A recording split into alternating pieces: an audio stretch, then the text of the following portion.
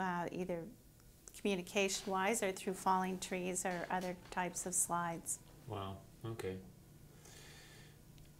All right, well, what is a financial go kit? And where should we keep it? And when should we put it together? Well, like And anything. we have a slide for this too, financial go Yes. kit. Okay, go ahead. Like anything in terms of emergency services, we recommend you have it now or yesterday would be even better. You should have already had it, okay. But, you know, it's best to try to put it together as soon as you possibly can. We call it a go kit because it means you can pick it up and go. Hopefully when that event happens.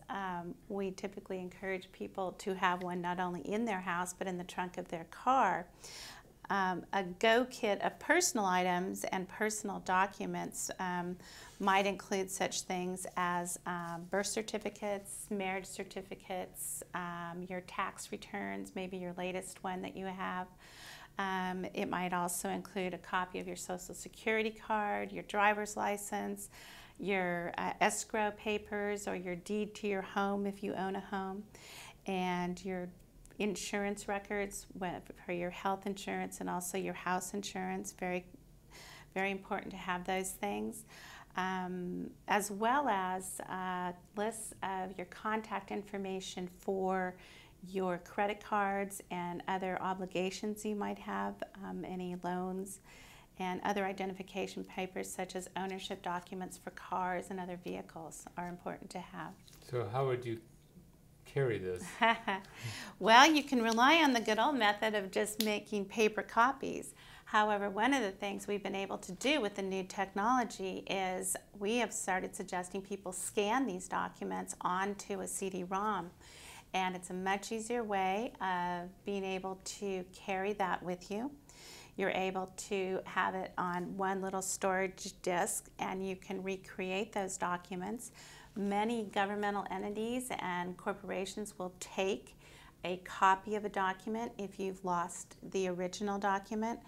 And the great thing about a CD is that you can copy it a couple of different times. So maybe you could have one in your Go Kit, and you could also have one in the trunk of your car. And maybe you can send one to a family member, somebody who might be the trustee or executor of your estate. Maybe, hopefully, they're in another town or they're in another even state, so that if an event happens here, it's not going to, it'll be somebody who's not affected with what's happening. The interesting thing about the San Bruno incident was that not only did homes burn to the ground, but cars burned to the ground, and people had to leave immediately. They, some of them ran out of the house and were singed on the back of their hair and legs, and so they did not have time even to grab what we call the Go Kit. So in that circumstance, it would have been very beneficial for them to have a CD-ROM that was off-site somewhere else with a family member. Some people even suggest putting it in a safe deposit box. You can if you've got a safe deposit box. Not a lot of people have those anymore, but you can certainly put it in one. You can also get a fireproof safe at one of the larger big box stores from Costco or Lowe's or Home Depot, and they're fairly inexpensive. I think they're maybe within the $100 to $150 range, which, when you factor in the hassle of trying to replace all these documents, is a fairly cheap way to make sure that you are keeping those documents that are the most important. Right.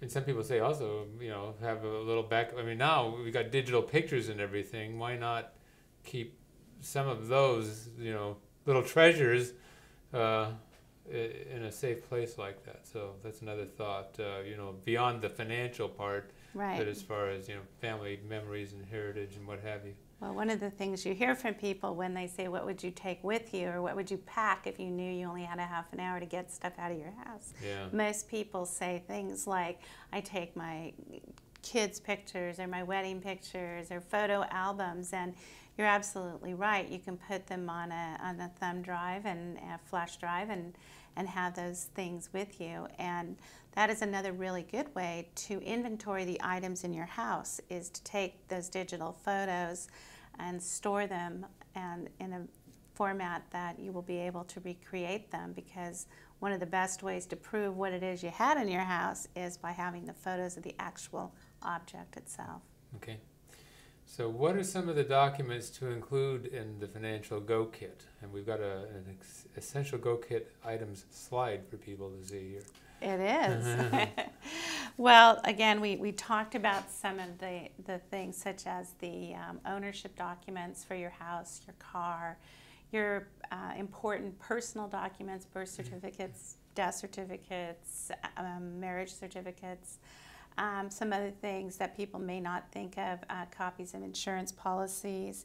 One of the things that we tell people is going to be important is have some cash, have some rolls of quarters, because this isn't going to fit on a thumb drive. No, but it can be in your little backpack or something, Yeah. because one of the problems with being in an event where the electricity is not on and is not going to be on, you will not have access to ATM machines, and we are a culture that relies on our debit cards, and we're not going to be able to just swipe the card and have money available and be able to pay for things. So we will probably need to have a little bit of ready cash there in order to be able to do some small transactions in the time it takes to get some help in. Okay. So what other resources are there for information about this subject and other disaster preparation? Well, our emergency services organizations, both the Federal Emergency Management Agency, FEMA, we also had the California Emergency Management, it's called CalEMA, we like acronyms, and you can go online. I've put both of those sites on the slide that you'll see here. The other resources slide. Right, and then our local Red Cross has lists of not only the classes and things that are available, and including information on the workplace training, but it also does have the very specific information about the types of kits and what should go in your kits, and the web address for the local Silicon Valley chapter is on the slide as well. Okay. So we do still have a little time left. Well, good. I'm going to turn the tables on you here, Mike. Okay. I only warned him just before we started here. So you have a CPA business, and Yes. you've told us what you do with your financial records. How about readying your staff for being able to survive 72 hours, which is the recommended time? Do you have a preparedness kit for your staff? Not really. Yeah, I have a track over at the high school, and so we're going to practice running. The fortunate thing, or maybe the fortunate thing, is my office is located close to home, and my only employee right now happens to be my daughter, although she doesn't live with us. But the point is that we're in about a 5-minute walk or so from my home, so that might help us out. If there's a severe earthquake and we can't get into the house, we will probably be in trouble. Right. But anyway, so guilty as charged. Well, and as I mentioned to Mike, the purpose was not to embarrass him, but to point out that it's very common that people may be prepared at home, but they might not have a similar plan for their work. So one of the things we encourage people to do is make sure they have their contact list posted for the family members they would like to get in touch with. Also to have that meeting place established, that if you can't get back into your workplace or your home, where else will you meet so that you can catch up with the rest of your family members. Make sure you have that person designated for out of town, who can, both of you can, all of the people in your family can call into, because it's pretty likely that the communication within the area is going to be very difficult, but many times we can call out of the area. So if you have an Aunt Mary in Chicago, that would be a great person to be able to call and say, I'm safe. Have you heard from anyone else? And that's an excellent idea. Chicago might not be a very good place right now because they're having a huge snowstorm. They're having their own problems. They would want to call us and say, we're safe, and how about our cousins in Wisconsin? But now, what about cell phones? What happens with cell phone service? Well, a lot of times, depending on the kind of disaster, but if it's a major windstorm, if it's an earthquake, we're going to lose the cell coverage because the towers are going to go down and they will be interrupted. And these days, there's not many payphones that are around anymore. There are very few payphones. Very few people have landlines any longer. Yeah. Well, we still do, but I remember after Loma Prieta quake, our phone service was out for and your phone days, service, your landline service may be interrupted, especially because the stuff is on fiber optic cable. And so even though those have been installed recently, if those are cut anywhere, you're not going to be able to get the coverage. You won't be able to get that phone line out. So until they get satellite trucks in to restore the cable, you're going to have to figure out the old-fashioned method of trying to contact people. Smoke signals, semaphore, whatever. Oh, well, there's a number of folks who have... Used to know Morse code, right? Yeah, who've reinstituted their interest in ham radios. And the hams have been able to communicate with each other because they're on different radio frequencies. You can get a little ham radio set at Radio Shack or somewhere similar to that for not very much money. And some you have to be licensed for, I guess, but there's some that like CB type or you can whatever, have the handheld CB radios that have radiuses up to maybe 100 yards, 200 yards, sometimes a couple of miles, depending on the kind that you get. The training for ham radio is a one-day training, and we do have a cooperative effort with some local ham groups, and that actually is an excellent way to make sure you're prepared and can contact people. Okay.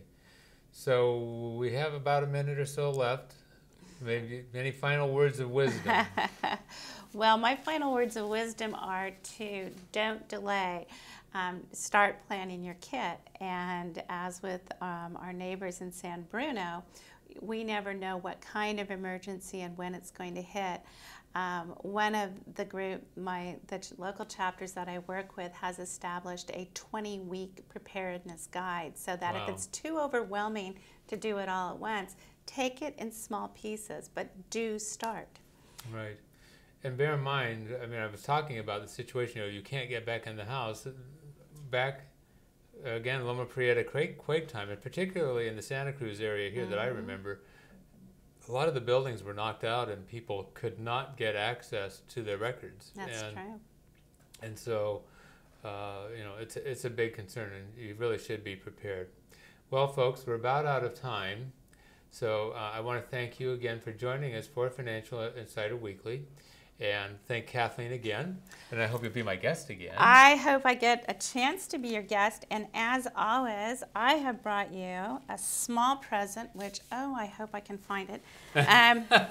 This is I can. It's right here. Ooh, oh, boy. This is, last time I brought him a larger first aid kit, but this is the little pocket first aid kit. And we hope that you will come and maybe you can get those for stocking stuffers or something, end of the year treats for your friends. Okay. So on behalf of the Red Cross, be prepared. All right, thank you. All right, folks, we'll see you next time on Financial Insider Weekly. Should be a clock. Don't worry about it. Look at me. I'll worry about the time. He does put a little count.